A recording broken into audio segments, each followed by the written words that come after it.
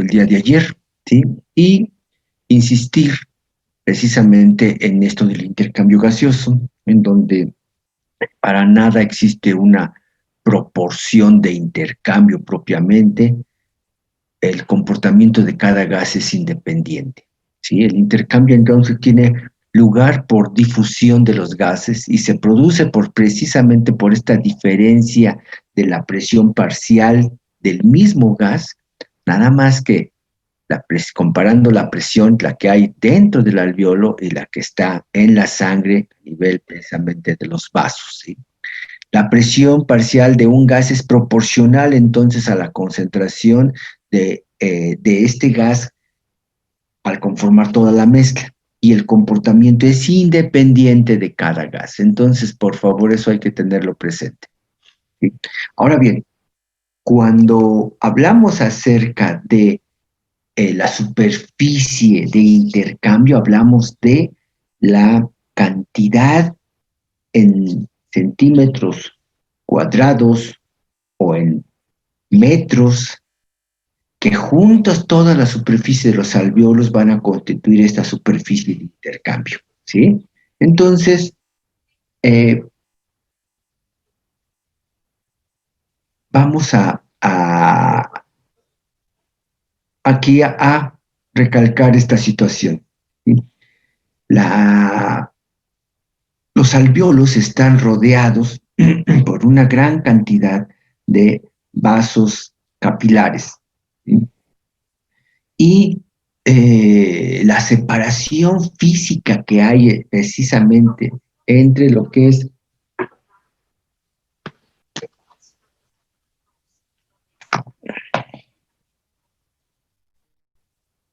la separación entre lo que es el alveolo y lo que es propiamente la, la sangre, es una separación física muy, muy estrecha, muy delgadita, ¿sí? Y está calculado precisamente que es una distancia entre 0,5 y 0,6 micras, entre 0,5 y 0,6 micras, ¿sí?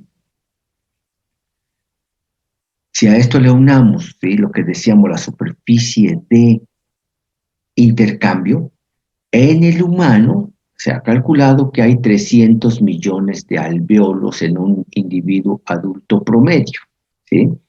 Y si esto pudiéramos unirlo, ¿sí?, toda la superficie de cada alvéolo, pues estos 300 millones darían un total de aproximadamente 70 metros cuadrados de intercambio. Fíjense nada más, es una superficie increíblemente grande, ¿sí?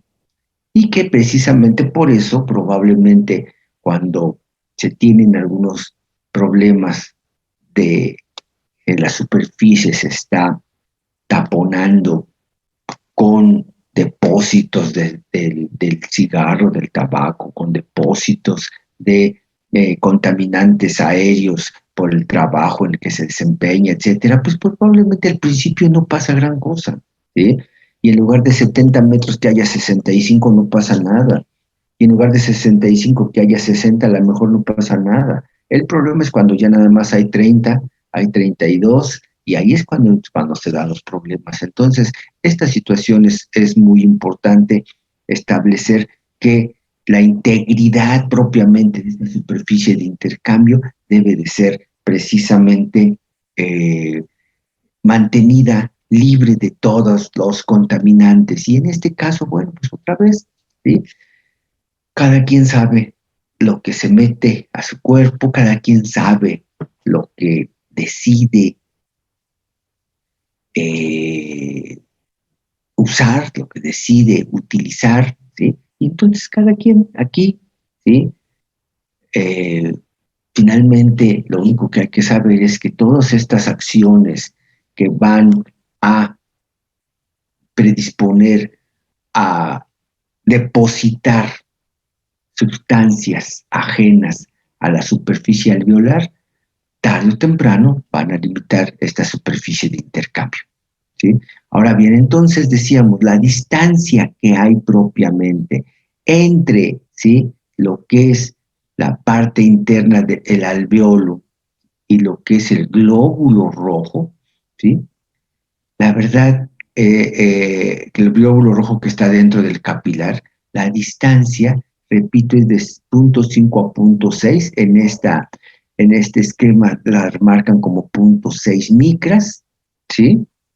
Y recordándonos que precisamente, ¿sí?, un milímetro tiene 1000 micras, entonces es una distancia sumamente pequeña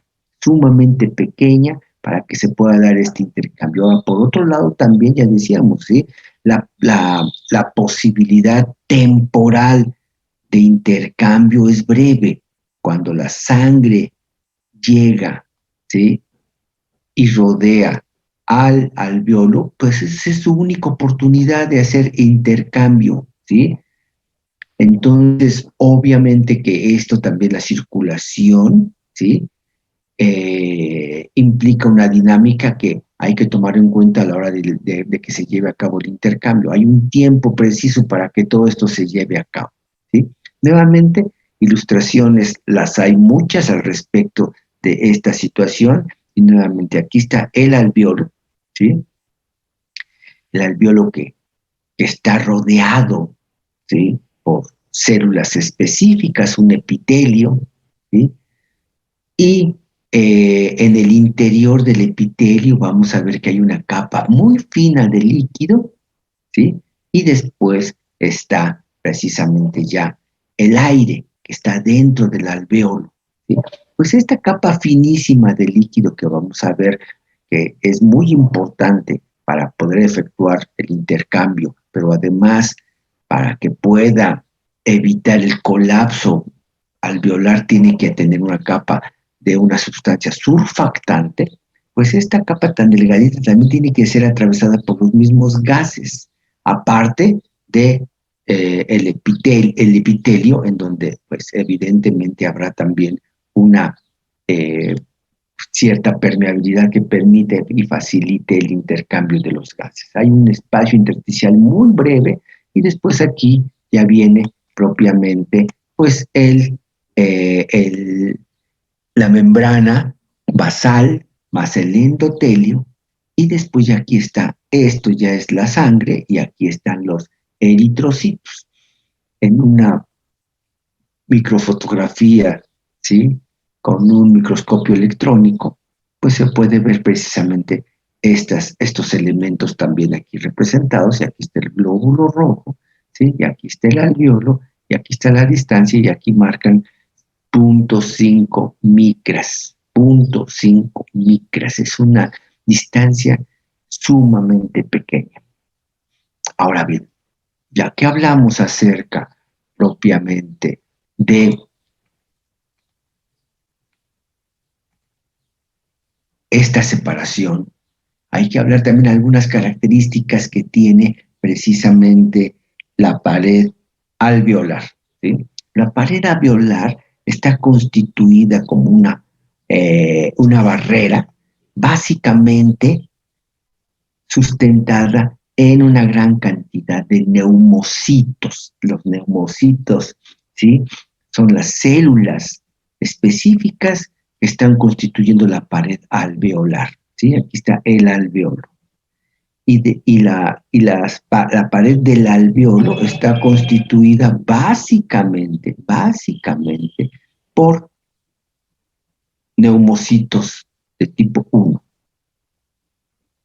De cuando en cuando en esta superficie también se incluyen neumocitos 2, ¿sí?, y otro tipo de células. Fíjense aquí, los neumocitos 1, o también llamadas células tipo 1, son células planas, ¿sí?, células que abarcan grandes extensiones, que tienen mucho citoplasma y que constituyen el 95% de la pared alveolar, el 95%.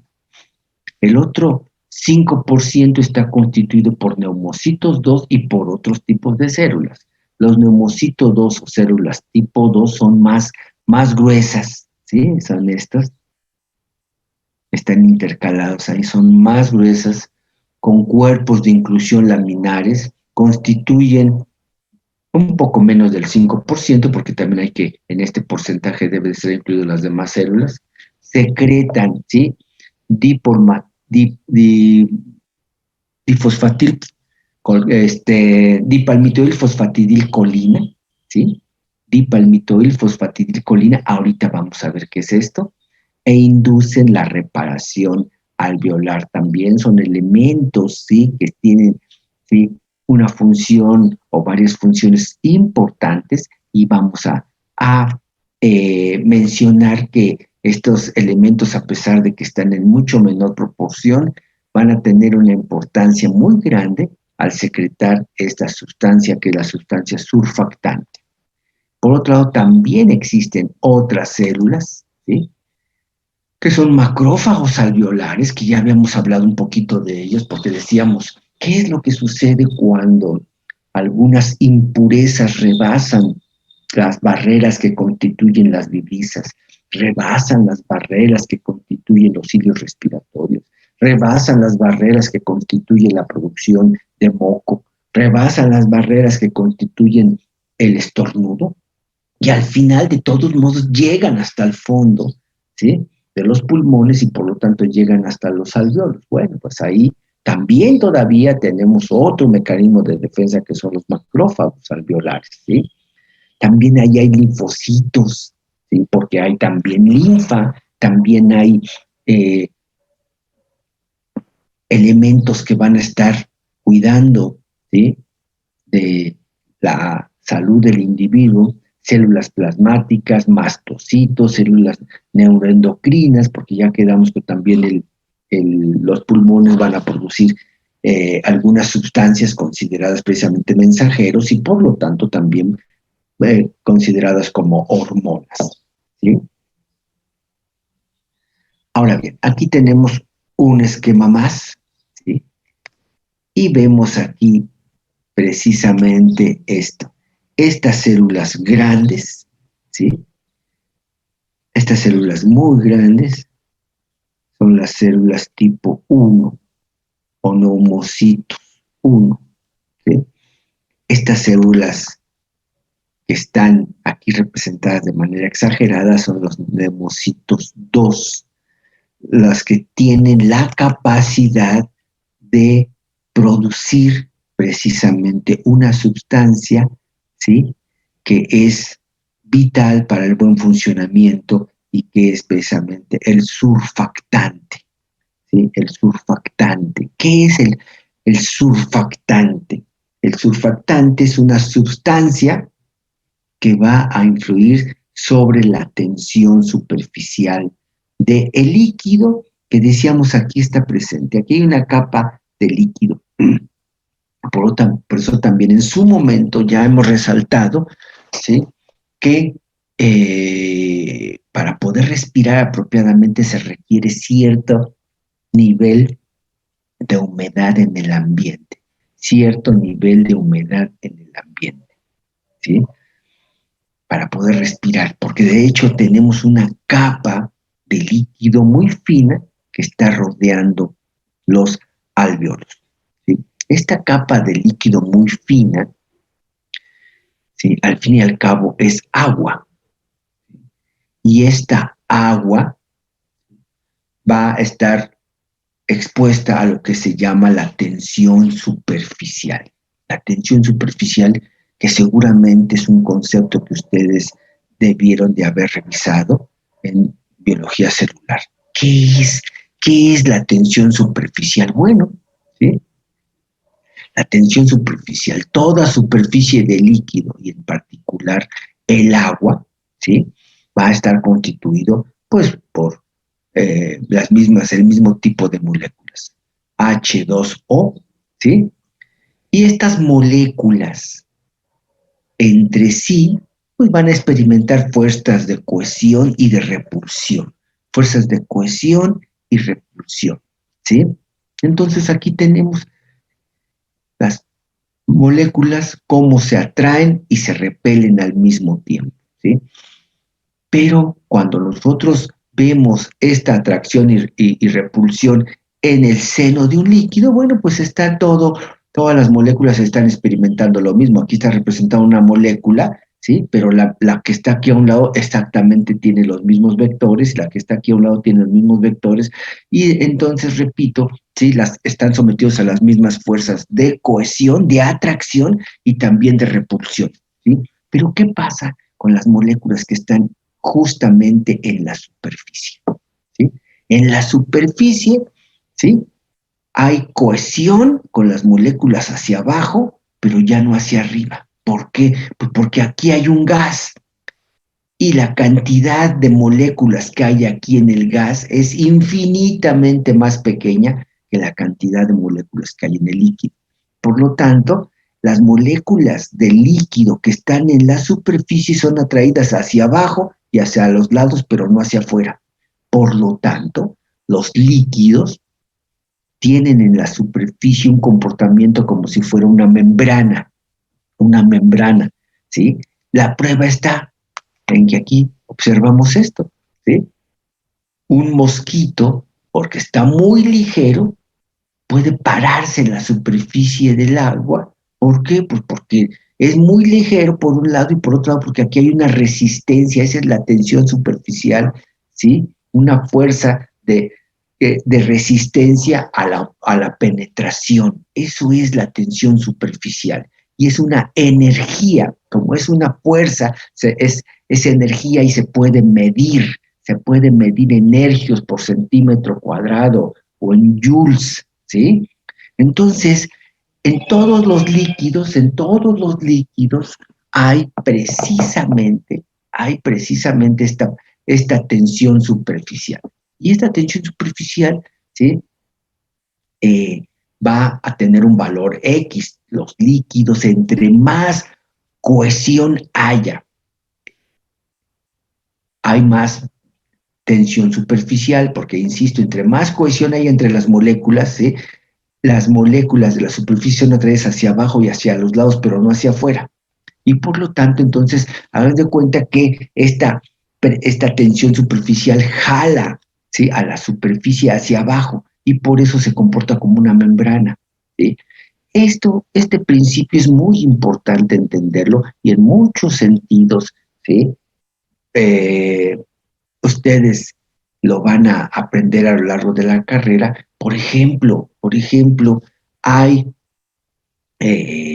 desinfectantes que lo que hacen justamente es abatir la superficie, la tensión superficial de las capas, ¿sí? Que están rodeando a veces, por ejemplo, algunos agentes infecciosos, y entonces los desinfectantes lo que hacen es romper la tensión superficial y hacen que los agentes infecciosos sean más vulnerables. Entonces, por eso existen desinfectantes, por ejemplo, de carácter tensioactivo. Tensioactivo significa que afectan la tensión superficial. Y también este principio puede aplicarse a ciertos medicamentos, ¿sí? A ciertos antibióticos, de hecho, también. Hay antibióticos que terminan afectando la tensión superficial de la pared que rodea algunas bacterias, por ejemplo. Entonces, bueno, ¿por qué les platico todo esto? Pues porque justamente en el interior de un alveolo, al haber agua, ¿sí? Hay una tensión superficial. Y ojo, ¿sí? Como hay tensión superficial, qué es lo que sucede? ¿Sí? Pues que aquí hay una fuerza también así, similar a la penetración. Esta fuerza es muy importante porque al ser como una membrana, cuando yo meto aire a presión a los pulmones, gracias a la tensión superficial, el alveolo no se dilata tanto. Imagínense que yo metiera aire en mi respiración y cuando meto el aire, lo meto con tanta fuerza que ¡pum!, rompería algún alveolo, ¿sí? Imagínense en un suspiro profundo, se romperían alveolos nada más porque metí aire con mucha presión. Para que no haya esta ruptura y haya una fuerza que se opone a la dilatación exagerada de los alveolos, actúa la tensión superficial, ¿sí? Cuando se dilata Pero ojo con esto, y cuando yo inspiro, el alveolo se dilata y gracias a la tensión superficial no explota porque es una membrana que soporta presión. Pero ¿qué pasa cuando viene el movimiento contrario? Ahora saco el aire durante la expiración y este volumen se reduce. Pero ahora se reduce tanto que la tensión superficial podría ser que ahora esta fuerza pudiera hacer que indujera el colapso de este alveolo, porque hay tanta fuerza entre las moléculas que se atraerían y si se atraen, ¿sí?, entonces el alveolo se colapsaría. Gracias a una sustancia que es el surfactante, gracias a una sustancia que se llama precisamente la dipalmitoilfosfatidilcolina, dipalmitoilfosfatidilcolina, que es un surfactante porque afecta la tensión superficial. Un surfactante es una sustancia que afecta la tensión superficial, un tensioactivo, ¿sí? Ahora bien, ojo con esto, ¿eh? Hay sustancias que pueden bajar la tensión superficial, pero también hay sustancias que pueden aumentar la tensión superficial, ¿sí?, de un líquido. Entonces, por ejemplo, a las sustancias que bajan la tensión superficial es un tensioactivo, pero de tipo batótono. Batótono significa que baja la tensión superficial. Y una sustancia que hace lo contrario es una sustancia ipsótona. Ipsótona aumenta la tensión superficial, batótona baja la tensión superficial. En este caso, esta es una sustancia batótona, ¿sí? Está secretada por los neumocitos 2, ¿sí? Y es en realidad una mezcla de lípidos y proteínas, pero principalmente lípidos, ¿sí?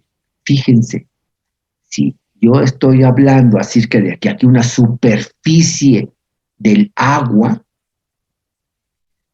y esta tensión superficial es resultado de la cohesión entre las moléculas del agua a nivel lateral y a nivel interno, y por eso se comporta como una membrana resistente a la penetración. ¿Cómo puedo bajar esta tensión superficial? ¿Cómo puedo bajar este fenómeno de atracción entre las moléculas? Pues les meto aquí en medio una que baje la atracción entre estas dos, ¿sí? Si estas dos se atraen, pongo en medio una que evite la atracción. ¿Y qué puede ser una sustancia que evite la atracción del agua? Pues meto una sustancia que no se mezcla con el agua.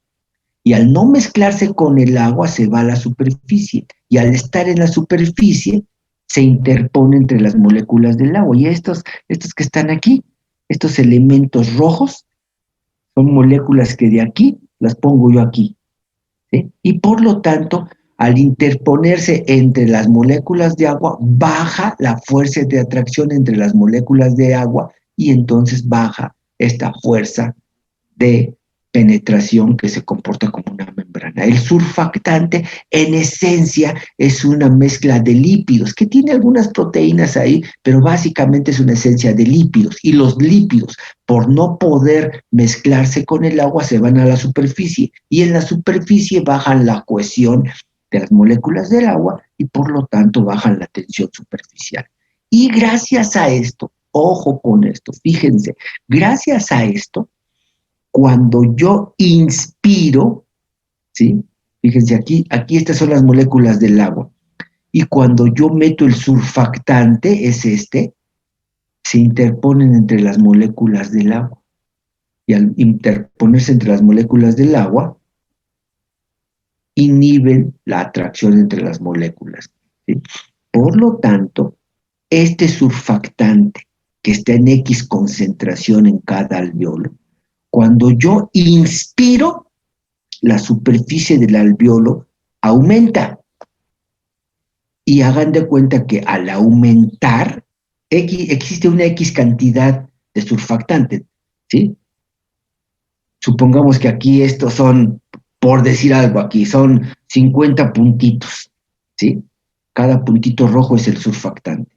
Cuando entra el aire y se dilata el alveolo, estos 50 puntitos se diluyen, por decirlo así, en toda la superficie, y entre más se dilate el alveolo, más se diluye el surfactante, ¿sí?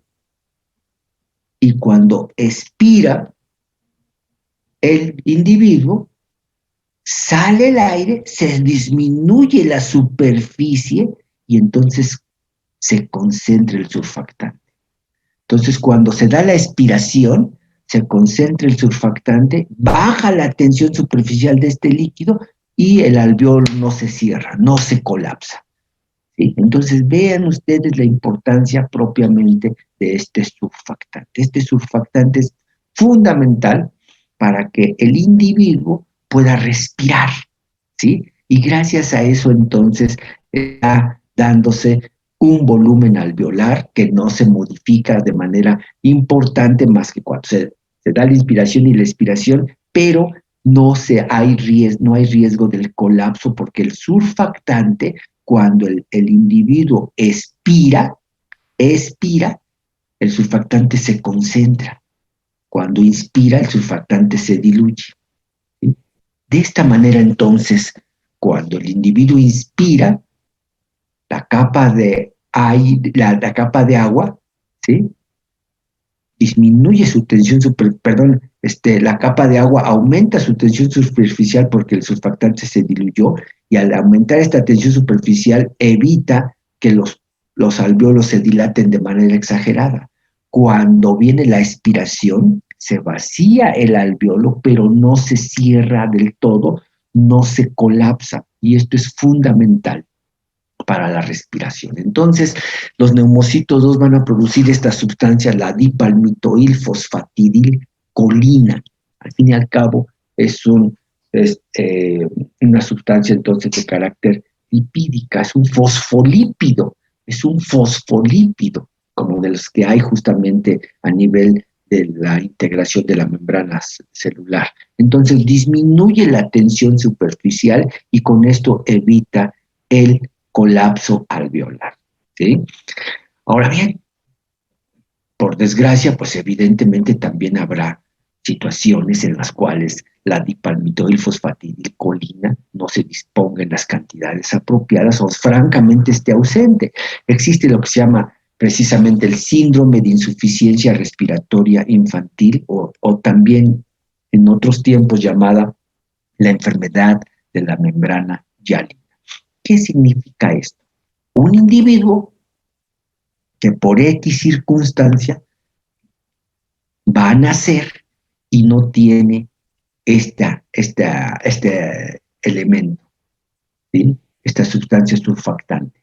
Entonces, lamentablemente, y esto se llega a observar, un bebé que en el momento en el que nace tiene lugar su primera inspiración, pero en el momento en el que tiene lugar su primera expiración, hay un colapso de los alveolos, y esto también se le llama la atelectasia, es el colapso, ¿sí?, de los alveolos precisamente porque no hay surfactante. Dice aquí colapso de acuerdo a la ley de Laplace. Laplace nos habla acerca de que cuando una esfera es sometida a cierta presión, nos habla acerca de el radio y nos habla acerca de la presión, y nos dice también que justamente cuando una esfera está, ¿sí?, sometida a cierta dilatación, tiene que responder las paredes, ¿sí?, resistiendo esta presión, pero cuando esa esfera se desinfla,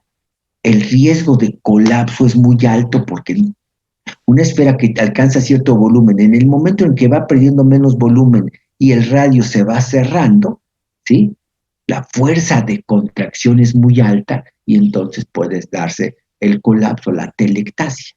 Y entonces, bueno, resta decir que un individuo bajo estas circunstancias muere tan pronto hace sus primeros movimientos respiratorios y fallece, ¿sí? Y esto evidentemente, ¿sí?, será una señal de alarma y que precisamente para muchos médicos, ¿sí?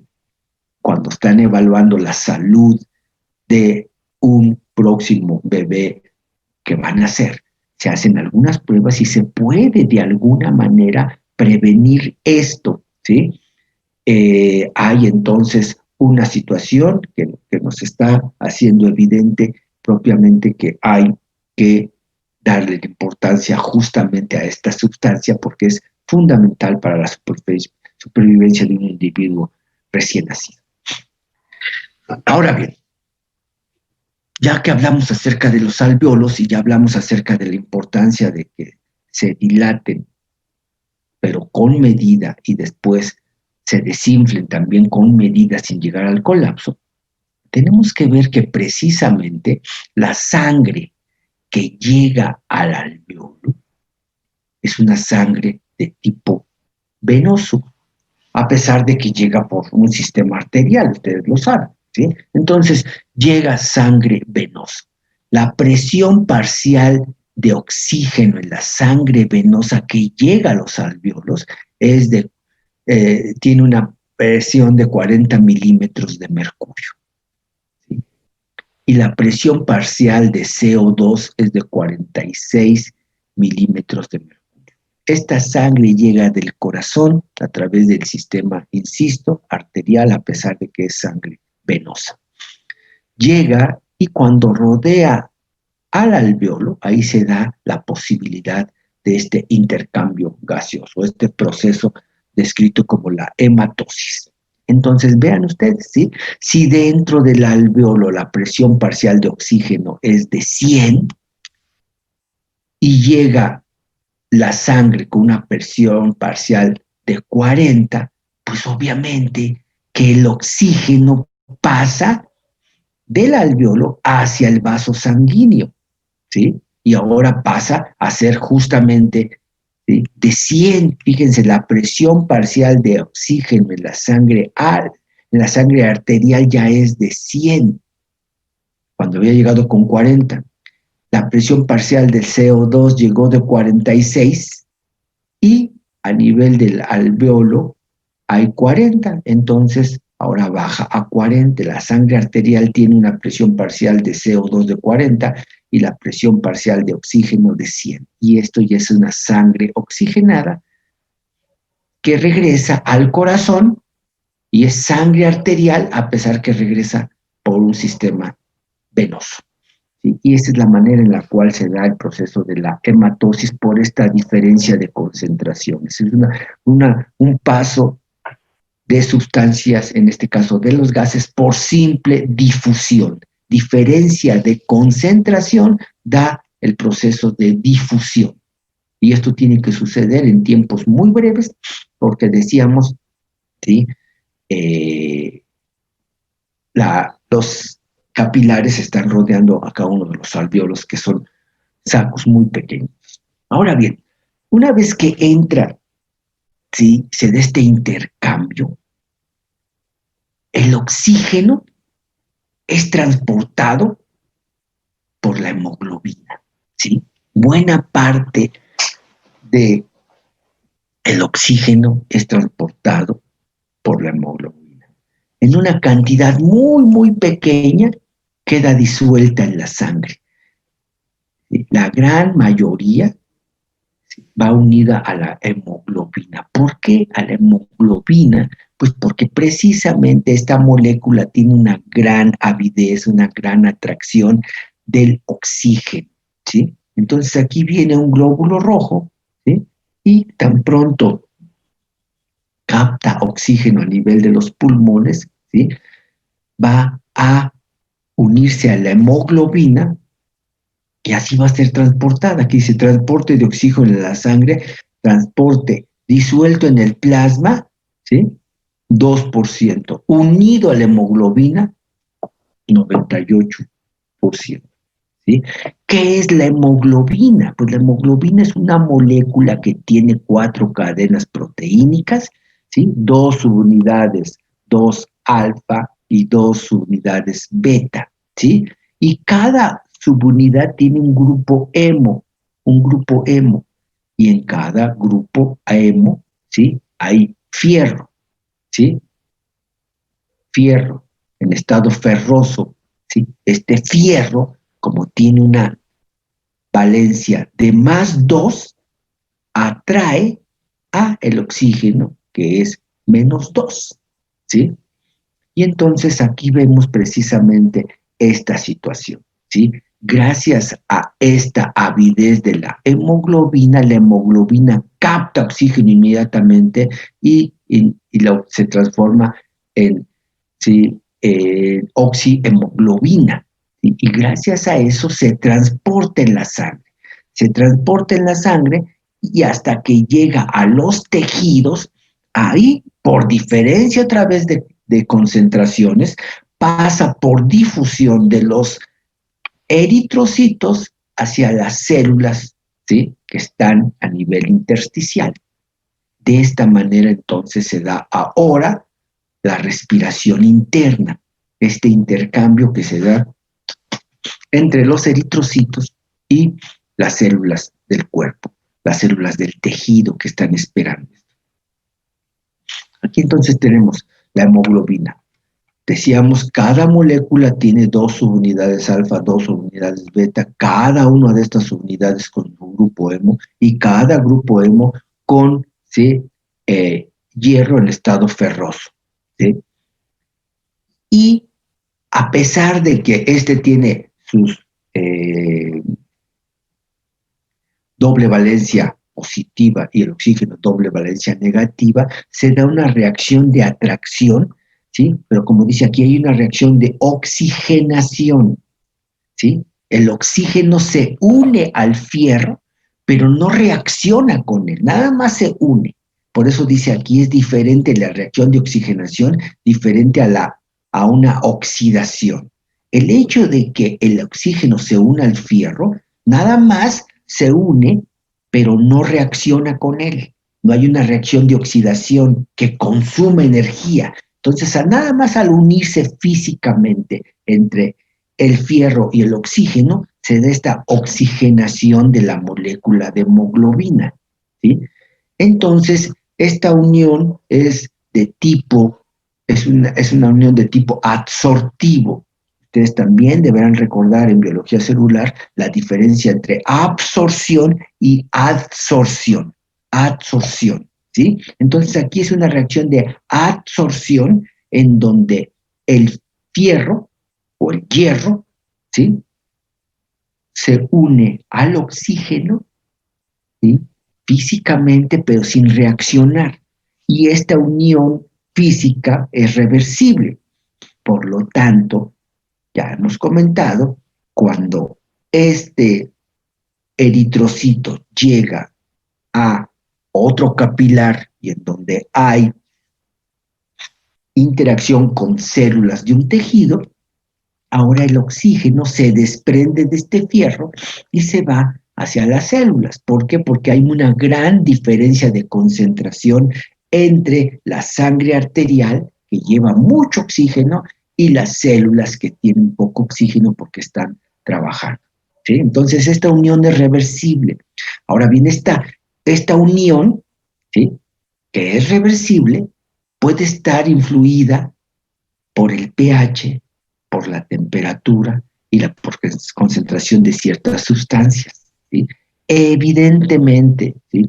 Si hablamos acerca de que está influida por el pH debe de tener un valor específico, y ustedes también esto ya lo vieron en bioquímica, en biología celular, el pH específico arterial, ¿sí? 7.4 de pH, ¿sí? El pH arterial hay que mantenerlo a toda costa. Cuando el pH se va hacia abajo en su valor numérico y entonces se acidifica, ya estas reacciones se modifican. Cuando va hacia arriba en su valor numérico y entonces se alcaliniza, también se modifica esta unión. La temperatura también lo modifica, ¿sí? Entre más alta la temperatura corporal, este desprendimiento del oxígeno del fierro es más rápido. Entre más baja la temperatura, es menos rápida. Esta es la razón también por la cual es probable que cuando uno enferma haya fiebre y dice uno, ¿y en qué ayuda la fiebre? ¿Cuál es la razón por la cual cuando uno se enferma y especialmente por una infección bacteriana, ¿por qué hay fiebre? Bueno, la fiebre nos indica que ya hay una infección y eso también es bueno para estar consciente de que algo no está bien. Entonces, la fiebre nos avisa de que algo no está bien. Y por otro lado, probablemente la elevación de la temperatura facilite la oxigenación periférica. ¿Sí? Entonces, ojo con todo esto. Esta es una situación que vale la pena considerar. Ahora bien, cuando la hemoglobina, ¿sí?, va cargada de oxígeno, el glóbulo rojo va cargado de oxígeno, entonces es un color rojo escarlata fuerte. Cuando llega a un tejido periférico y pierde su oxígeno, ¿sí?, cambia de color.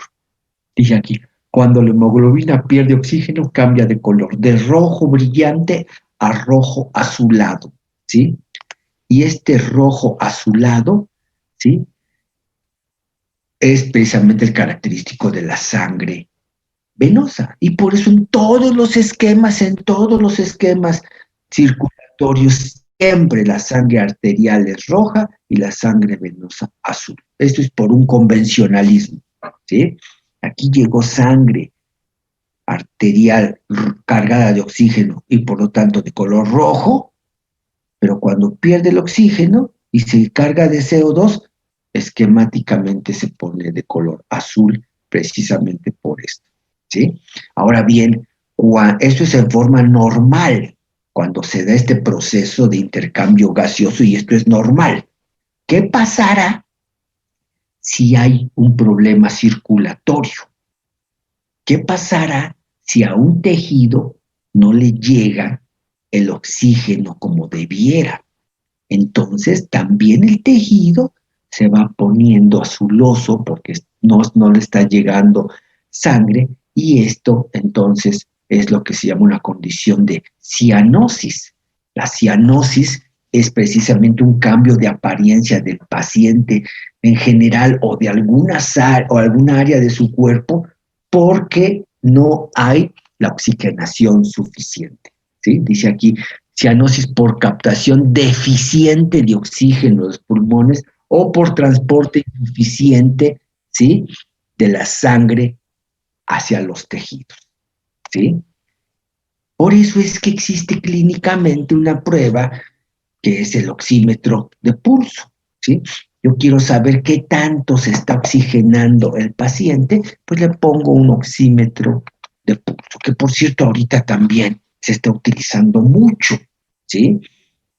Ahí no sé si ustedes han ido por necesidad a algún sitio y aparte de que les toman la temperatura, ¿sí?, en algunos lugares también le ponen un oxímetro y ven, ¿sí?, qué tanto está oxigenando. Normalmente un oxímetro en una persona sana, en reposo, debe de estar oxigenando, ¿sí?, en un 95%. Y esto lo indica aquí una pantallita, el 95%. Cuando se oxigena menos, habría que ver por qué. Si a lo mejor le ponen la pruebita esta a una persona que está llegando a un sitio pero acaba de subir 3 pisos de escaleras, ¿sí?, y entonces sube y tiene nomás el 92, 93, bueno, pues es normal, pues acaba de hacer un esfuerzo, acaba de consumir oxígeno. Pero en reposo, una persona que tiene menos del 90% de oxigenación periférica no es bueno. Algo está pasando y por eso es que en algunos sitios, aparte de tomar la temperatura y les toman esta prueba, una persona que oxigena nada más el 87, 86%, dice, ¿sabe qué? Perdón, vamos a hacerle otra prueba al rato, pero por favor, manténganse aislado ahorita. Si después de 5 minutos está en reposo, le vuelven a tomar y sigue no alcanzando ni siquiera el 90%, es un sospechoso de tener un problema respiratorio. Y en este momento, pues es un sospechoso de tener un problema relacionado probablemente con el coronavirus. Entonces, ojo con esto, esta es una situación que clínicamente es importante. Ahora bien, dice aquí la afinidad de la hemoglobina por el oxígeno, ya decíamos, depende de la temperatura, ya lo expliqué, del pH y de la presión del CO2, ¿sí? Así como también de la concentración de algunos fosfatos. Entonces, a más metabolismo, más temperatura en la sangre, más disociación de la hemoglobina con el oxígeno, lo que estaba yo diciendo hace un rato, y por lo tanto puede ser esto, ¿sí? Lo que decíamos, un beneficio extra cuando hay fiebre, ¿sí?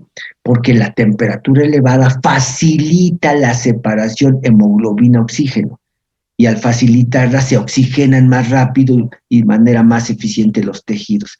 Facilita la oxigenación de los tejidos, ¿sí? La hipotermia es lo contrario. Se fortalece esta unión y no se desprende el oxígeno de manera eficiente. Cambios en el pH, ya decíamos, alteran y también entonces esto es una situación importante, ¿sí? Cambios en el pH alteran la estructura de la hemoglobina a menos pH, o sea, cuando se acidifica, más hidrogeniones, ¿sí? Y más disociación de hemoglobina con oxígeno. Aumento del pH, menos disociación de hemoglobina con oxígeno. Y es lo que se llama el efecto Bohr. A más pH, menos disociación. A menos, ¿sí? pH, más disociación. Entonces, esta situación, ¿sí? Es importante hacer notar cómo los eritrocitos que transportan oxígeno unido a la hemoglobina, condiciones físico-químicas específicas pueden facilitar el desprendimiento o no del oxígeno a partir de la hemoglobina. Y aquí tenemos ilustraciones diversas en donde viene la hemoglobina, ¿sí? Que cede su oxígeno a los tejidos y después los tejidos mandan CO2 a el glóbulo rojo. El glóbulo rojo capta en parte este CO2, pero en parte, y esta es una diferencia muy importante, en parte el CO2, perdón, este sí se puede disolver en gran medida en el agua de la sangre, ¿sí? Ya decíamos, el oxígeno viaja básicamente unido a hemoglobina y muy poco disuelto en el plasma. El CO2 justamente en una proporción, en una situación contraria. El CO2 sí se disuelve más en el agua y es transportado en parte por la hemoglobina, conformando la carboxihemoglobina, pero es en menor proporción, ¿sí? Entonces, ojo con esta situación, ¿sí? Aquí dice, transporte del dióxido de carbono a través de varias vías, y aquí lo vemos. El CO2 es 20 veces más soluble que el oxígeno, ¿sí? En el agua. El CO2 viaja el 11% en sangre unido al agua, ¿sí? ¿Por qué? Porque ahí en el agua se une, ¿sí? El CO2 se une justamente a una molécula de agua, CO2 más H2O me da ácido carbónico. CO2 más H2O me da ácido carbónico, ¿sí? Esta acción está mediada por una enzima que es la anhidrasa carbónica. La anhidrasa carbónica facilita esta unión CO2 más agua, ácido carbónico. Pero tan pronto se forme el ácido carbónico, se vuelve a disociar en hidrogeniones y en el ion bicarbonato, ¿sí? Y este ion bicarbonato puede en un momento dado unirse al sodio y forma el bicarbonato de sodio, que es un sistema también amortiguador del pH, ¿sí? Entonces, Ojo con esto, aquí está, fíjense, el ácido carbónico que se formó se va a disociar en hidrogeniones y en bicarbonatos. Y este bicarbonato, insisto, se puede unir al sodio y es un sistema amortiguador del pH. Si bien entonces el CO2 puede viajar, ¿sí?, en la sangre, también entra a los glóbulos rojos y ahí va a formar también ácido carbónico, ¿sí? Y gracias a esta reacción bidireccional va a estar formando ácido carbónico y después otra vez CO2 más agua y otra vez ácido carbónico, o el ácido carbónico se disocia en bicarbonatos y en hidrogeniones. Y entonces, esta es precisamente, por decirlo así, una mayor capacidad de distribución del CO2 en la sangre. En primer lugar, entonces, es mucho más soluble en el agua que el oxígeno. Y por otro lado, puede viajar dentro de los eritrocitos, pero va teniendo estas reacciones, ¿sí?, formando ácido carbónico momentáneamente o volviendo a separarse en CO2 y agua, o separándose en bicarbonato e hidrogeniones, o bien uniéndose a la hemoglobina, ¿sí? Y entonces va formando carbamino, hemoglobina, ¿sí? El hecho es que el ácido carbónico tiene más diversidad, más posibilidades de reaccionar propiamente ante la sangre, mientras que el oxígeno es muy, muy, muy marcada su apetencia, ¿sí?, o su unión por la hemoglobina, y así viaja, ¿sí?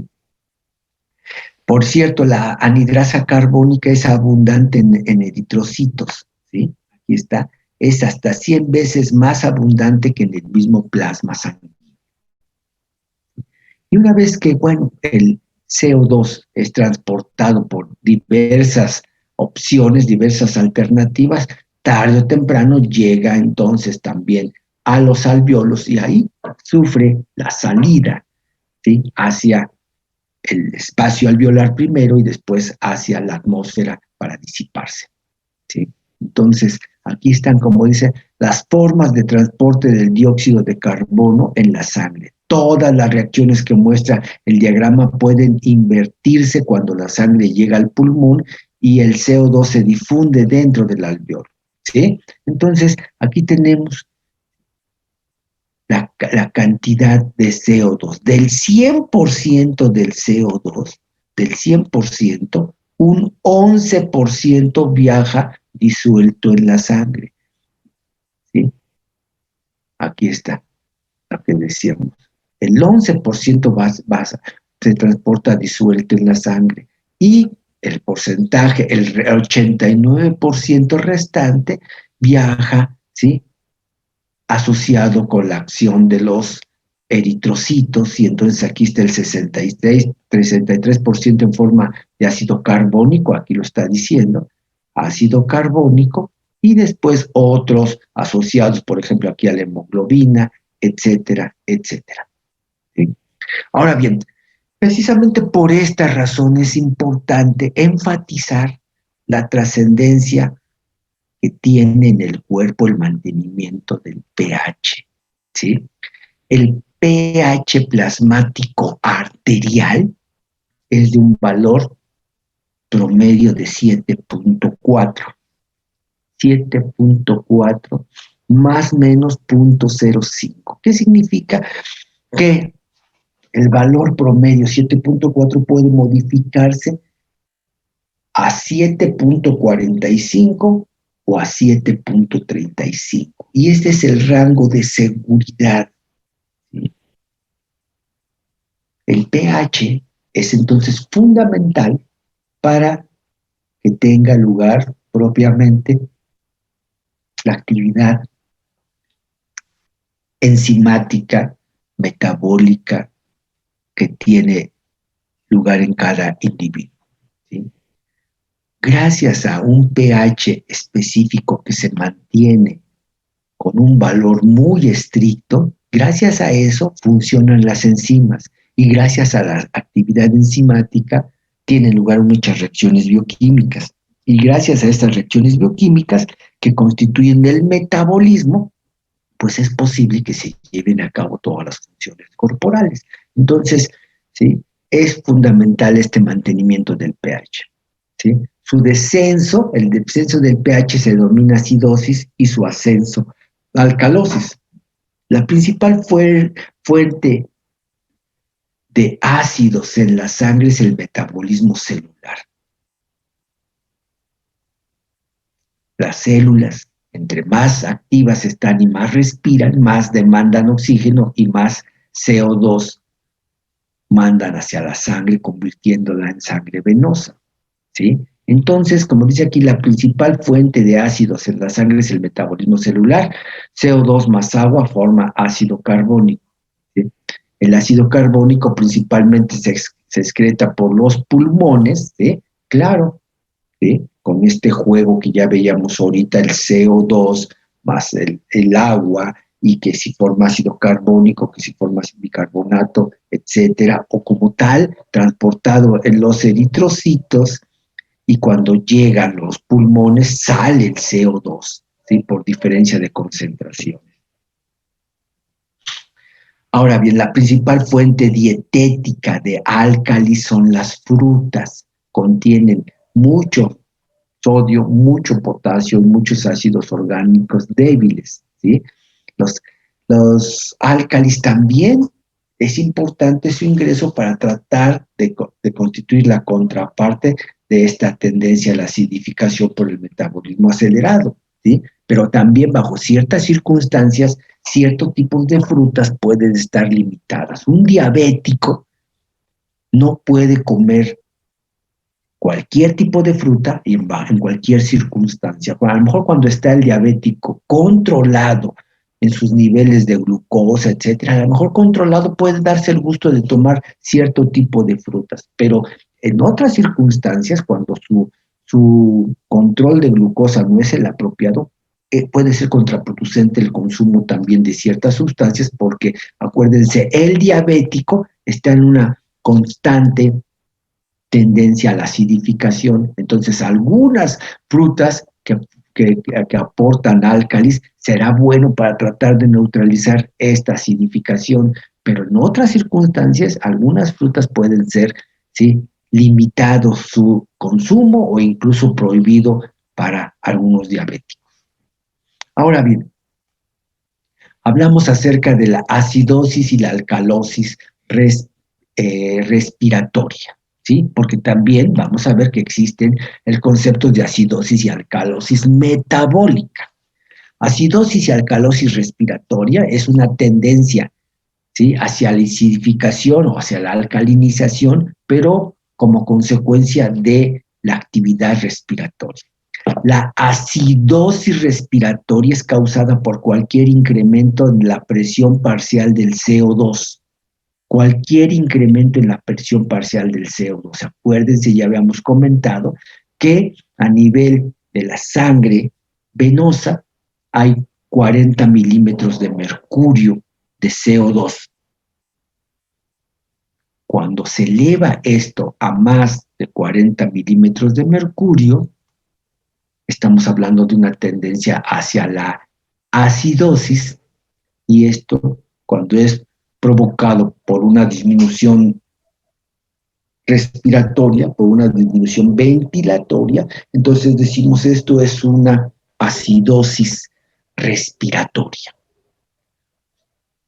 Cuando se da el proceso contrario, se llama alcalosis respiratoria, causada por cualquier incremento a corto plazo en la ventilación que disminuye propiamente la presencia de CO2. Entonces, ¿sí?, aquí vemos precisamente esta tendencia hacia la acidosis o hacia la alcalosis, y comparativamente también hablando acerca de lo que es, ¿sí?, estas modificaciones de las presiones parciales de los gases. ¿Sí? Entonces, esta es la alcalosis y acidosis respiratoria. Habría que ver también que existe la acidosis y alcalosis metabólicas. La acidosis metabólica, ya no respiratoria, tiene lugar cuando se agregan ácidos fuertes a la sangre, ¿sí? Por ejemplo, una sobredosis de aspirina. La aspirina es el ácido acetilsalicílico. El ácido acetilsalicílico, obviamente que tiene muchos beneficios en un paciente, pero también una sobredosis, ¿sí? Disminuye, ¿sí? El pH, disminuye la eficiencia de los sistemas amortiguadores, ¿sí? Y a diferencia de la acidosis respiratoria, aquí no cambia la presión parcial del CO2. Aquí se está dando una acidificación, pero producto de el metabolismo que se está suscitando dentro por diversas reacciones y no por la acumulación del CO2, porque en la acidosis respiratoria sí hay un aumento en la presión parcial del CO2, o sea, hay una tendencia a la acidificación, pero precisamente porque no se está oxigenando bien la sangre. Aquí se puede estar oxigenando bien la sangre y el problema es que se está generando mucho CO2 o muchos residuos precisamente de ácidos que conducen a esta situación. En el caso de la alcalosis metabólica tiene lugar cuando se eliminan grandes cantidades de ácidos o cuando se agregan álcalis en grandes cantidades, ¿sí? Una situación clínica importante, el vómito. El vómito, cuando es desencadenado por diversas circunstancias, hacen que el cuerpo pierda ácidos, ¿sí? Los ácidos estomacales, que son muy importantes también, ¿sí? Y cuando se pierden estos ácidos, el individuo cae en alcalosis, ¿sí? Por eso el vómito repetido es peligroso, ¿sí? Y hay que recuperar precisamente iones. Cuando se está vomitando constantemente, ¿sí? Por un lado puede ser una reacción para expulsar algún irritante y está bien, al fin y al cabo el vómito es un reflejo, es una reacción de defensa, pero cuando se repite y se repite, esto va a descompensar al organismo y va a influir en la modificación del pH. Entonces, un vómito repetitivo hay que inhibirlo, hay que tratar de que no se repita para que no se pierdan exagerada cantidad de ácidos. Y si ya tuvo lugar varios eventos de vómito, pues hay que ahora restablecer líquidos por un lado y por otro lado también el tratar de que estos, pues estos ácidos ya no se pierdan, ¿sí? Para que no, precisamente para que no se descompense el pH.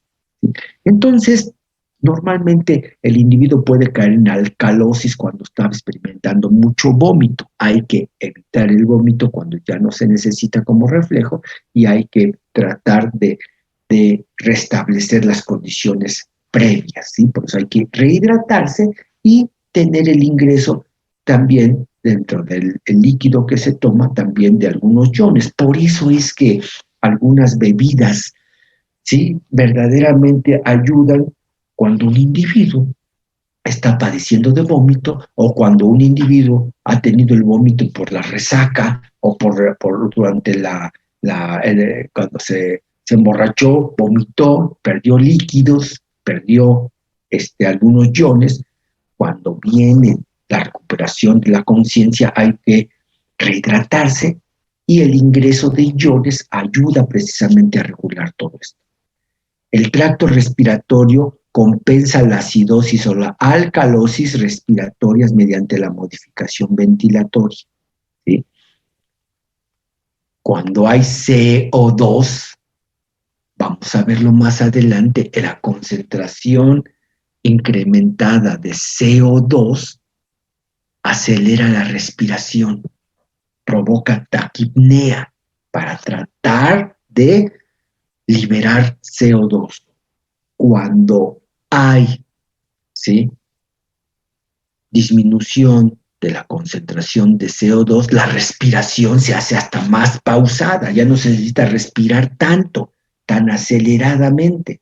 Entonces, esta es la acidosis respiratoria cuando hay mayor presión parcial de 40 milímetros de mercurio de CO2 o alcalosis respiratoria cuando hay menos de 35 milímetros de mercurio. Entonces vamos a ver que precisamente existen mecanismos muy importantes para poder mantener el pH, ¿sí? Y en esto participan muchos elementos, ¿sí? No solamente corporales, sino también elementos bioquímicos que están ahí en un momento dado contribuyendo al mantenimiento del pH. Entonces, el mantener un pH dentro de ciertos límites, como decíamos aquí, ¿sí? Mantenerlo dentro de 7.35 a 7.45, ¿sí?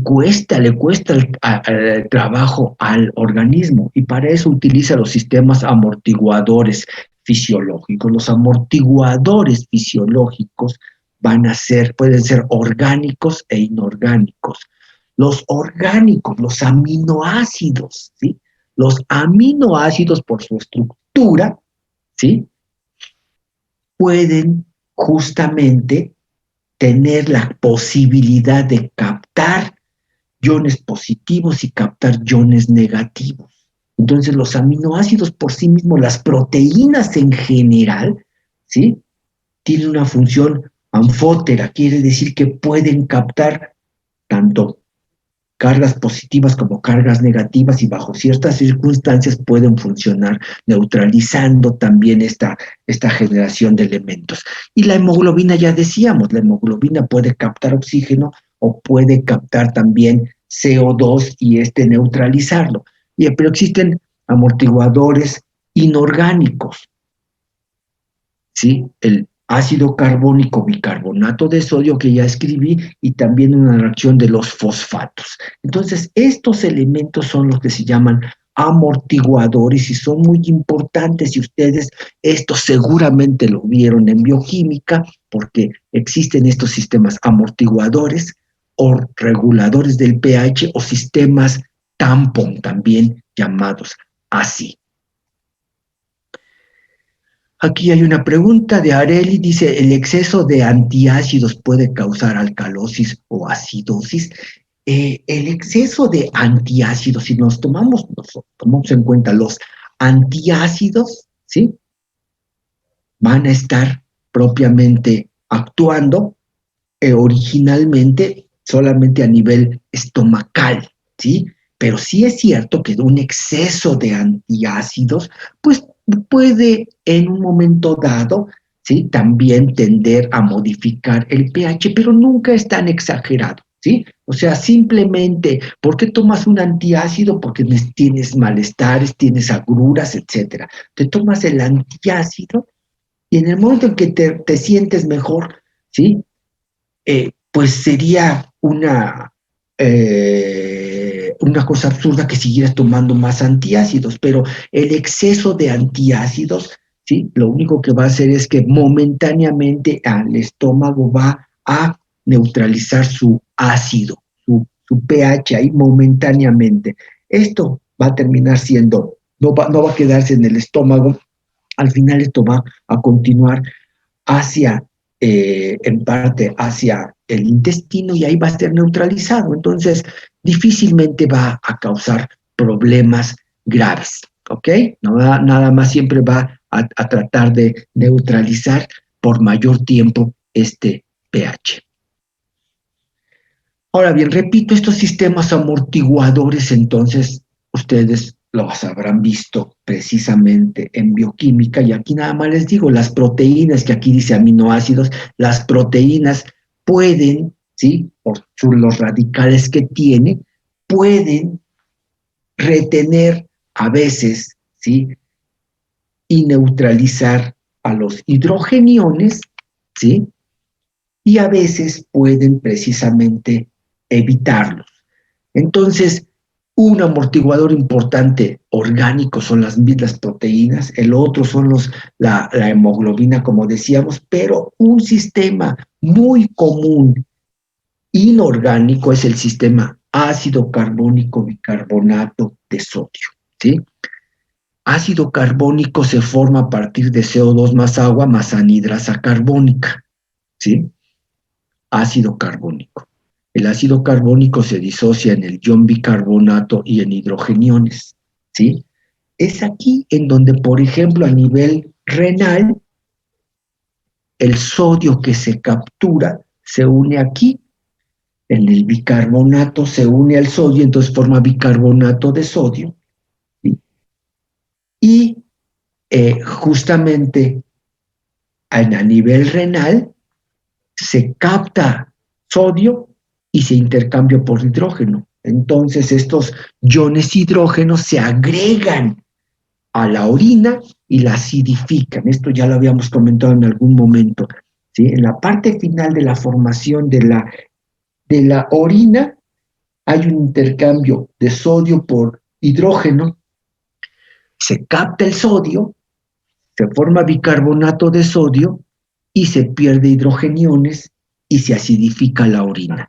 Y de esta manera se perdió CO2 en forma de bicarbonato momentáneamente y después en forma de hidrogeniones. Se pierde hidrogeniones, se acidifica la orina y la orina que sale normalmente es de carácter ácido, mientras que el hidrogenión, perdón, mientras que el sodio que se captó se une al bicarbonato y forma bicarbonato de sodio. Entonces, este sistema amortiguador es muy eficiente. Ácido carbónico, bicarbonato, ¿sí? Para poder neutralizar el pH. En fin, esto está en relación entonces con la capacidad que tiene nuestro cuerpo para mantener, ¿sí? El pH, ¿sí? Entonces, bueno, vamos a hacer una pausa aquí de unos 5 minutitos, por favor, ¿sí?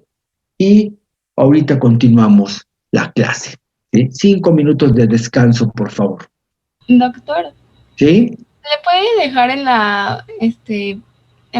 así, por favor?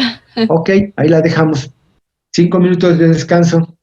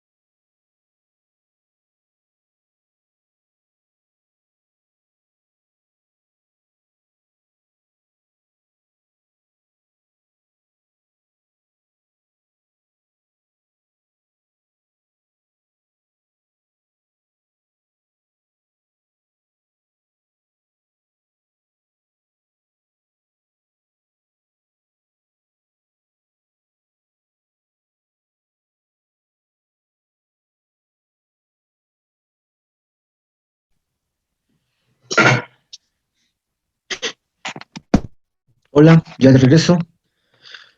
Vamos a continuar, ¿sí? Doctor, Sí, yo tengo una duda.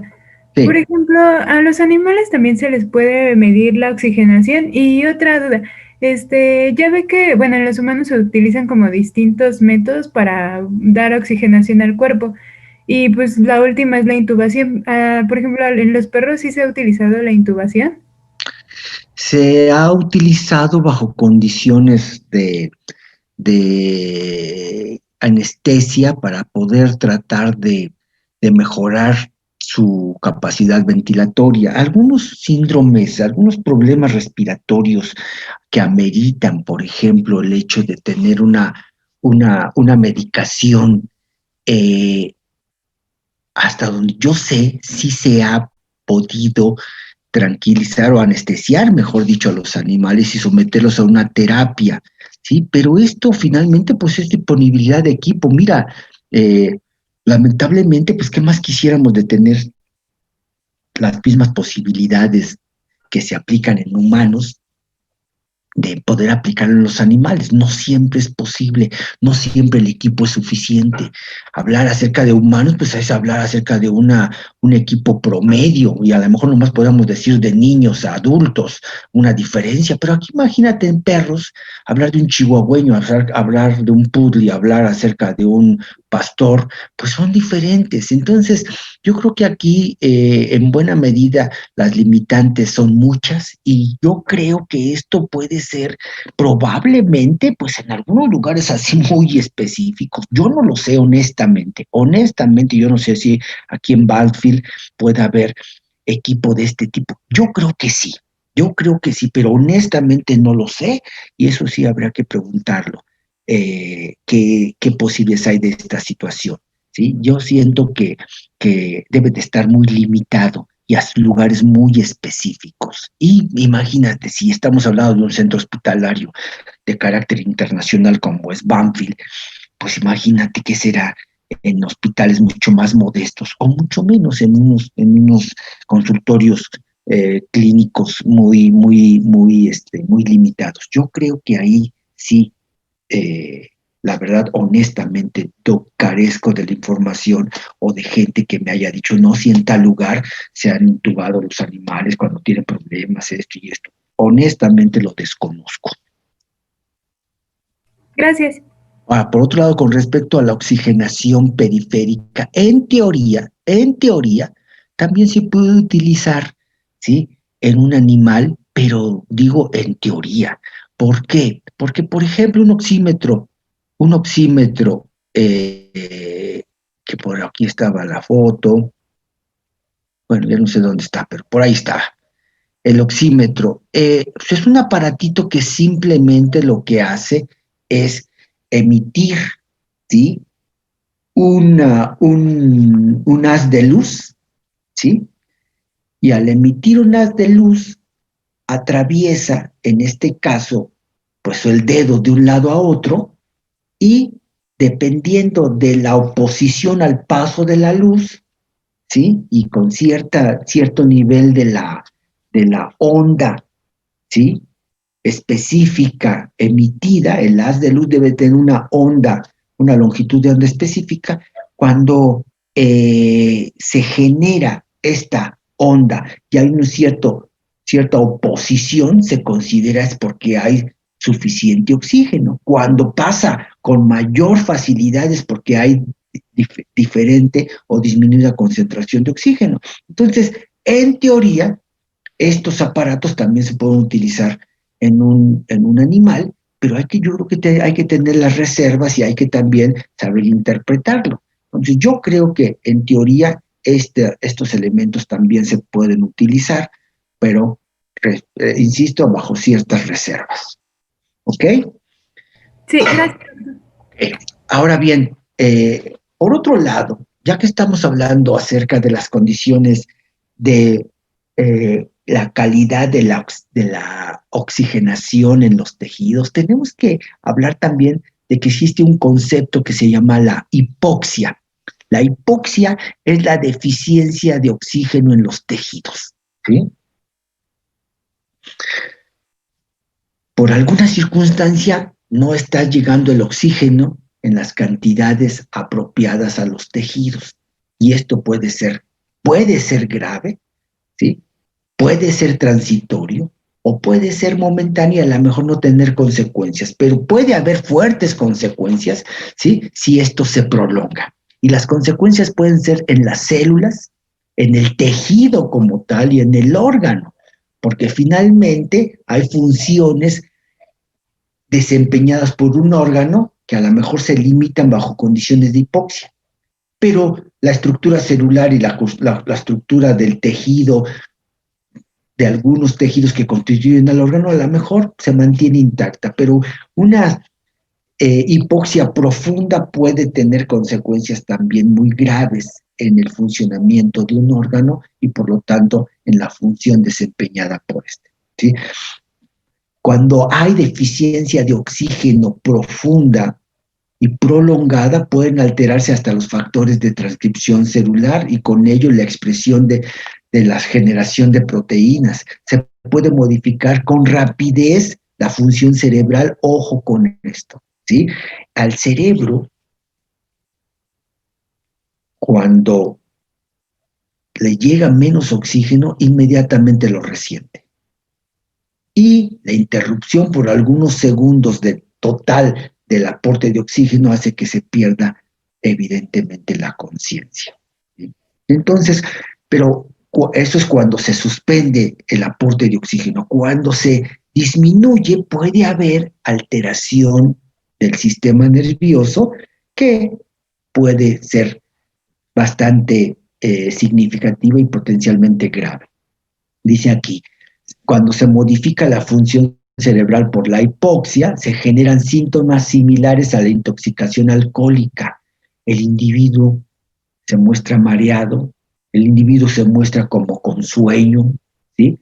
Hay dolor de cabeza, alteración de la función mental, no se piensa bien, no se reacciona bien, ¿sí? Y evidentemente la hipoxia a largo plazo de un tejido puede provocar alteraciones y puede provocar al final también la muerte celular porque precisamente no tiene los elementos de oxigenación apropiados. Y esto, pues también lo vimos en el tema anterior cardiovascular, hablamos acerca de los famosos infartos y decíamos, y lo mencioné, ¿sí? Los infartos no son privativos del tejido cardíaco, cualquier tejido se puede infartar. Y este infarto es consecuencia de la no aportación del oxígeno durante un X tiempo, por lo cual se mueren las células y esto es el infarto, la muerte celular de un tejido. Ahora bien, consecuencias de la hipoxia, dice así, afecta directamente el funcionamiento del cerebro. El descenso súbito de la presión parcial de oxígeno induce inconsciencia en 10 a 20 segundos o la muerte en 4 a 5 minutos. El que baje el suministro de oxígeno, fíjense, en 10 a 20 segundos induce inconsciencia. Y si está inconsciente y sigue bajando la presión de oxígeno, se puede morir el individuo en 4 a 5 minutos. ¿Sí?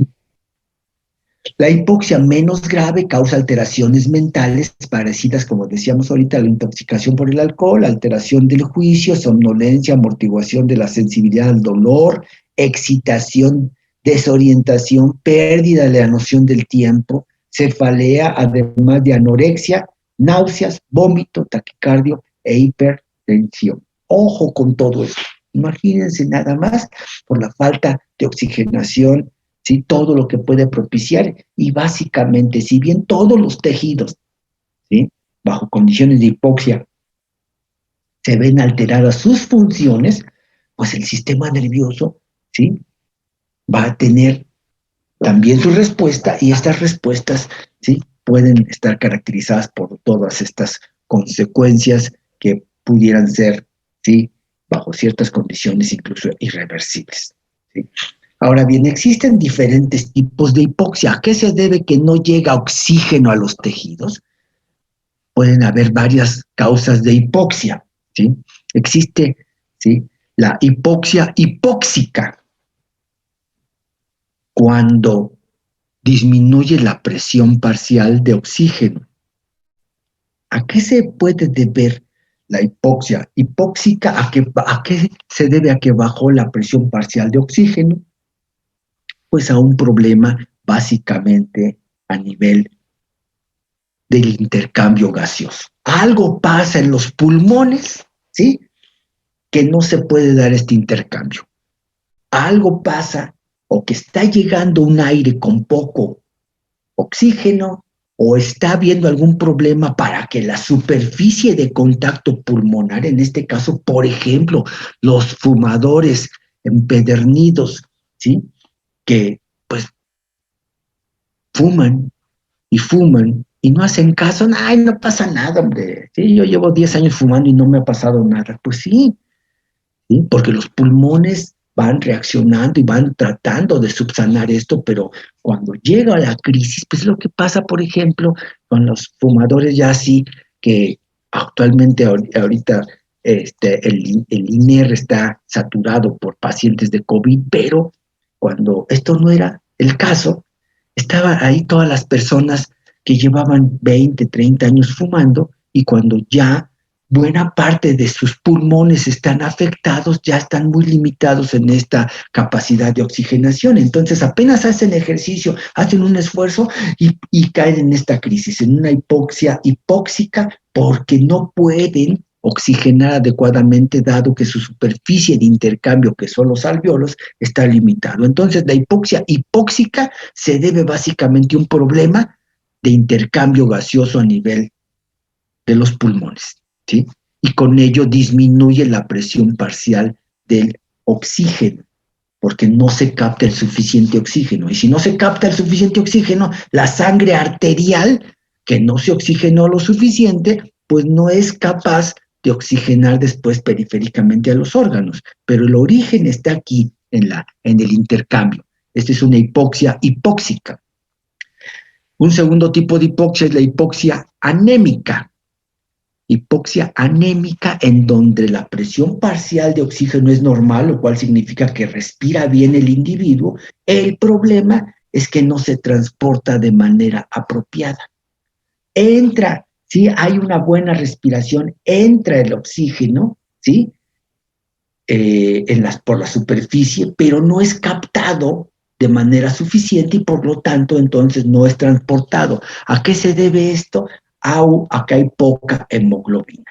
Y si hay poca hemoglobina, que es una proteína, la poca hemoglobina está relacionada con una nutrición inapropiada.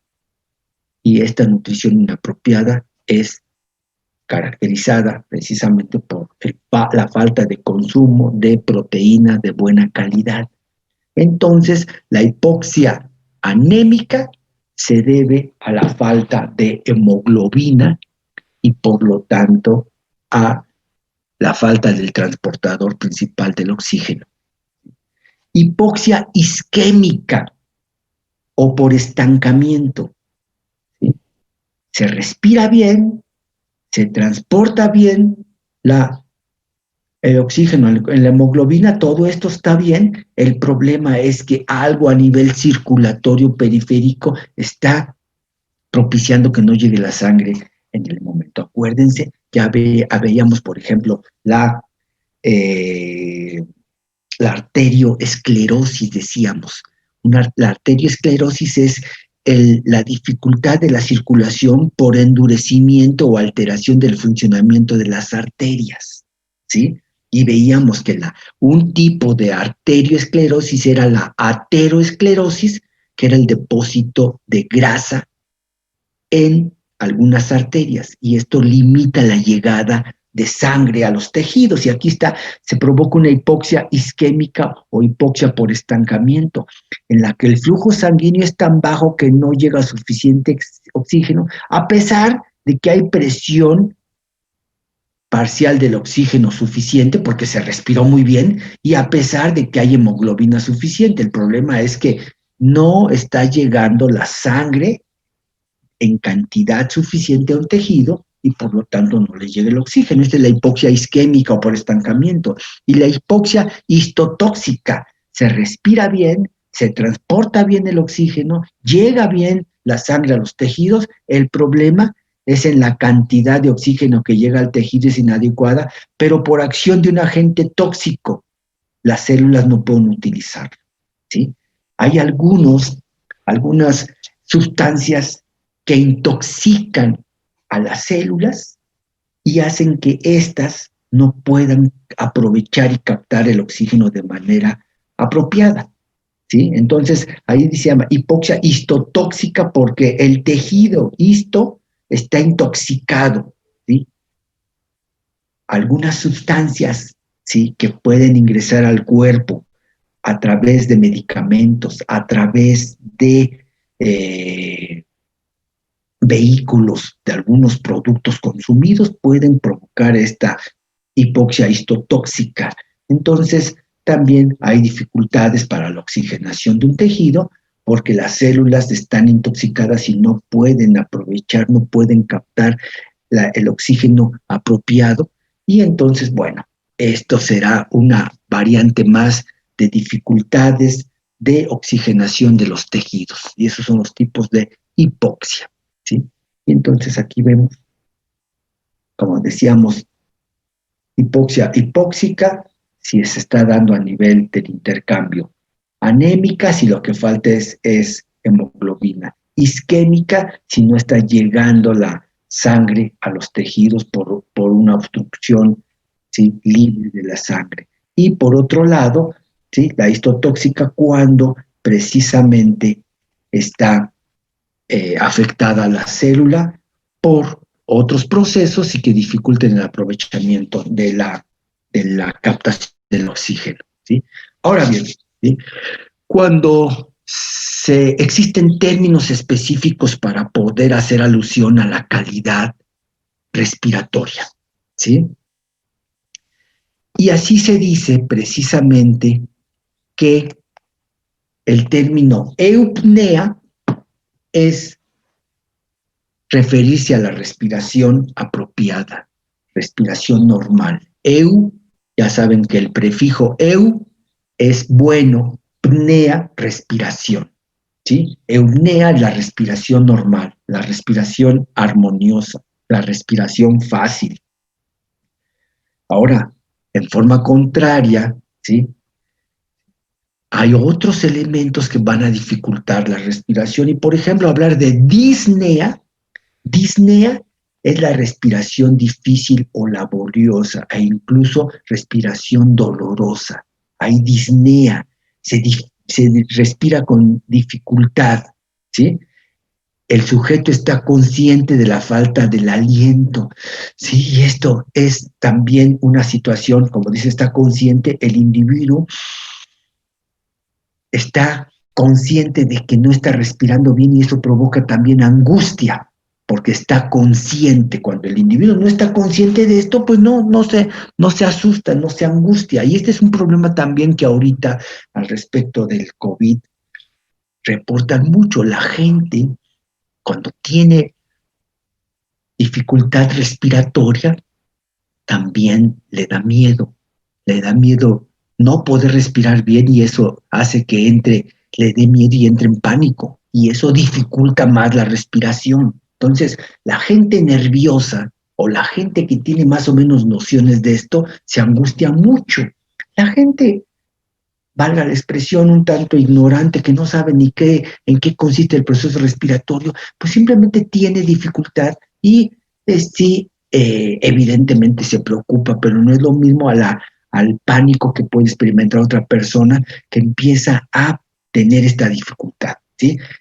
La disnea es inducida por hipercapnia y por hipoxia. Ya vimos lo que era la hipoxia, que es la hipercapnia, ahorita lo vemos, ¿sí? La hipercapnia, aquí está, acumulación de CO2 en la sangre, ahorita lo comentamos, ¿sí? Esto causa entonces la disnea, respiración difícil. Hiperpnea, respiración con amplitud y profundidad exageradas, sin importar las sensaciones subjetivas del sujeto. Respiración con amplitud y profundidad exageradas. Por ejemplo, practicamos la hiperpnea ¿sí? Cuando nosotros, por ejemplo, después de estar haciendo cierta actividad física, empezamos a tratar, detectamos que nos está faltando como un poquito el aire, hacemos una pausa en nuestras actividades y empezamos a respirar profundamente. Y basta que hagamos unos 4 o 5 movimientos de estos y nos recuperamos. Pero si seguimos, caemos en hipernea, que es una respiración con amplitud y profundidad exageradas. Esto se practica cuando se trata de compensar alguna deficiencia. Y normalmente una vez que se recupera de esa deficiencia, se deja de respirar con hipernea. Pero esto generalmente es una situación, no solamente puede ser voluntaria, si yo estoy haciendo una pausa y siento que me está faltando el aire, sino también, ¿sí?, en un individuo, por ejemplo, inconsciente, que está tranquilizado o anestesiado, ¿sí? Aún está anestesiado, el paciente está respirando con cierta cadencia, ¿sí? Y de repente, si algo empieza a estar limitado en su oxigenación, de repente aún el anestesiado está respirando y de repente hace inspiraciones compensatorias profundas y más aceleradas. Esto puede ser hipernea. Taquipnea es una respiración acelerada pero superficial. Hipernea, respiración con profundidad y amplitud exageradas. Se manifiesta de manera incrementada. Aquí hay una respiración acelerada pero superficial. Entonces estamos en reposo y estamos respirando normalmente en una eupnea.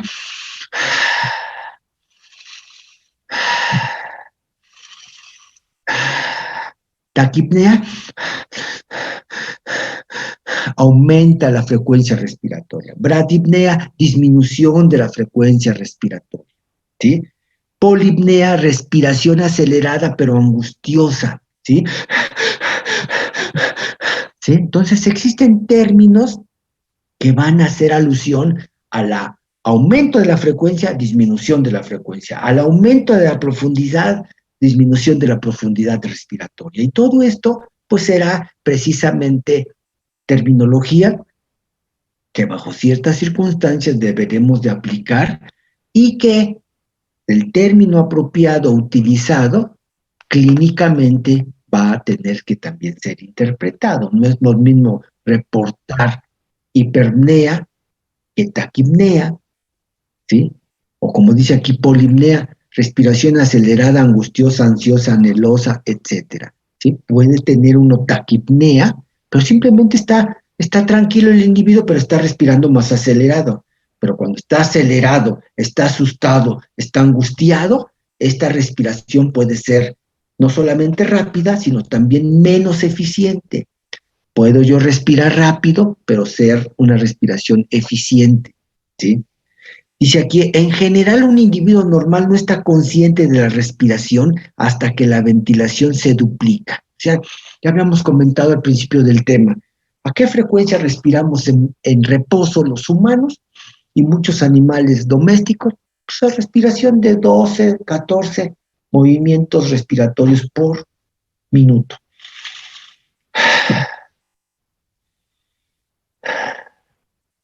Cuando tenemos una mayor exigencia, podemos respirar un poquito más acelerado, pero sin embargo, no estar conscientes de esto. Estoy respirando en reposo,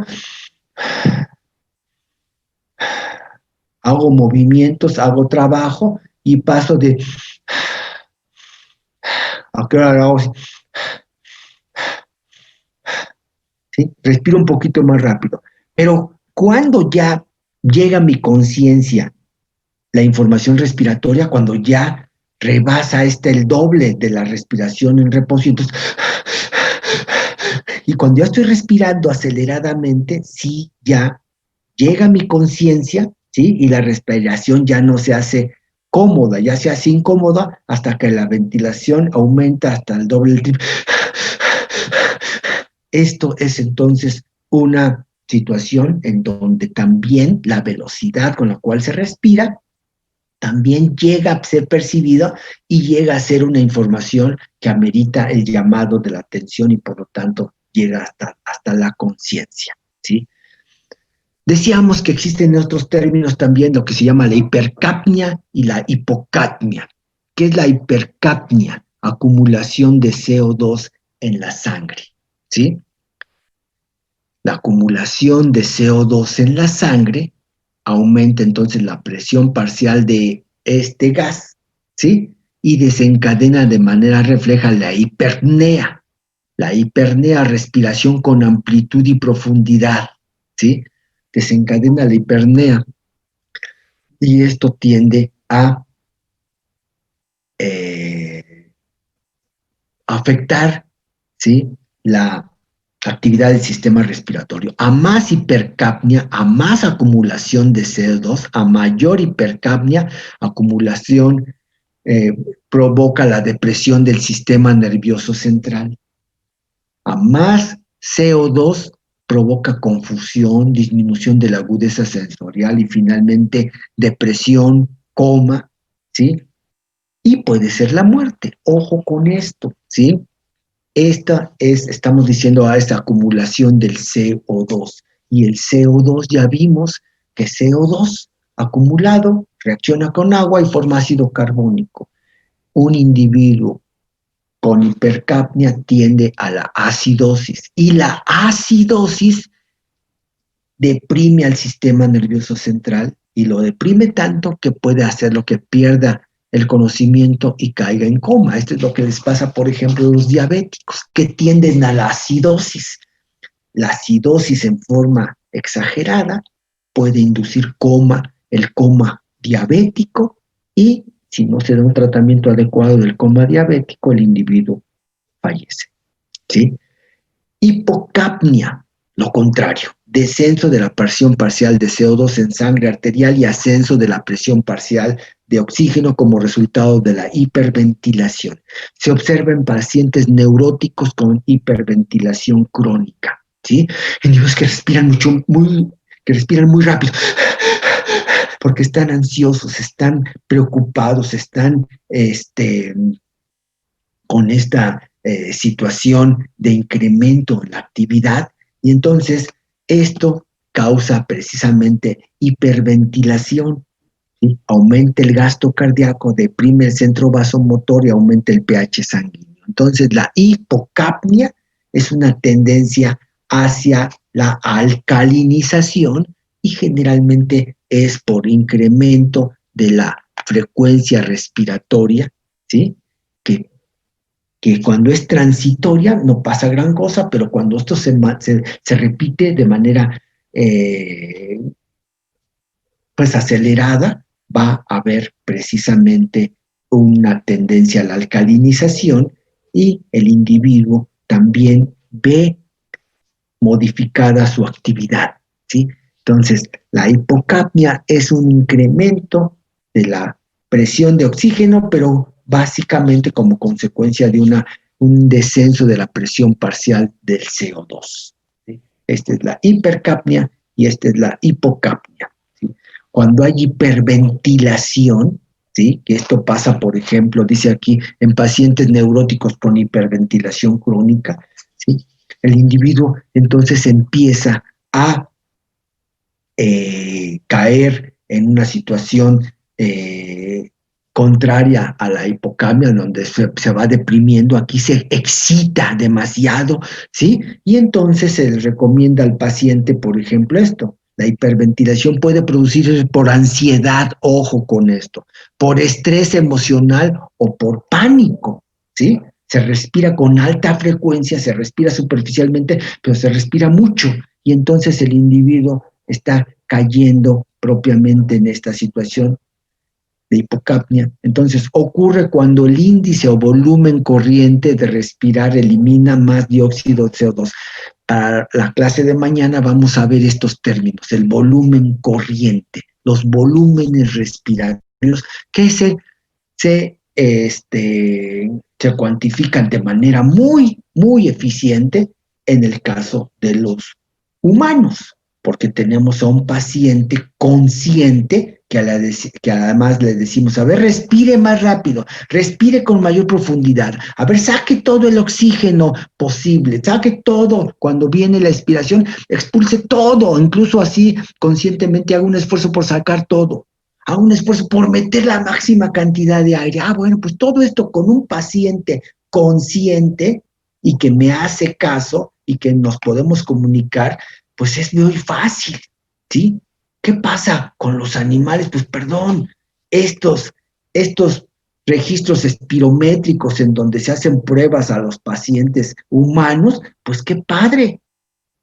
¿Qué pasa con los animales? Pues no es tan sencillo.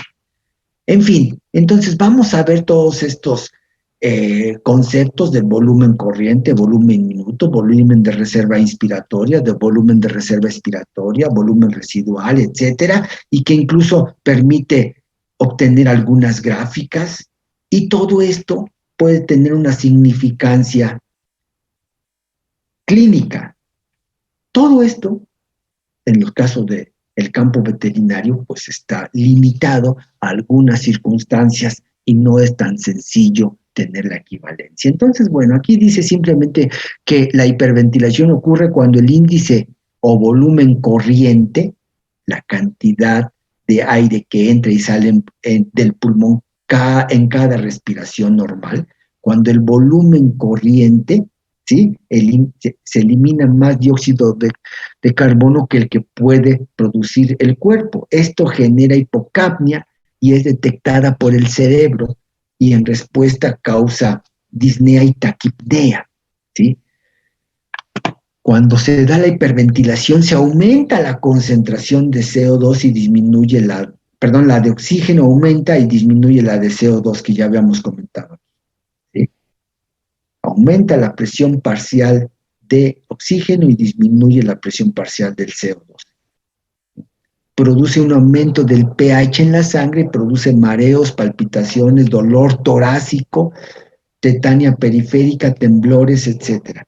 Para equilibrar los niveles de gases se puede respirar por unos minutos dentro de una bolsa de papel. Si se respira dentro de la bolsa de papel, se incrementan los niveles de CO2 y de esta manera entonces pasa de la hipocapnia a la normocapnia, o sea, otra vez tener la presión parcial de oxígeno dentro de lo que se considera lo normal. Bien. Y bueno, decíamos, para el día de mañana entonces vamos a ver estos volúmenes y capacidades pulmonares. Para el día de mañana vamos a terminar el tema respiratorio y empezamos nuestro último tema, que va a ser el de el funcionamiento renal, la fisiología del riñón. Ok, pues entonces aquí le paramos, muchachos. Cuídense mucho, las cosas están muy difíciles, cuídense mucho y esperemos que sin contratiempos nos veamos para el día de mañana. Que descansen, hasta luego, cuídense. Gracias, doctor. Gracias. Luego, doctor.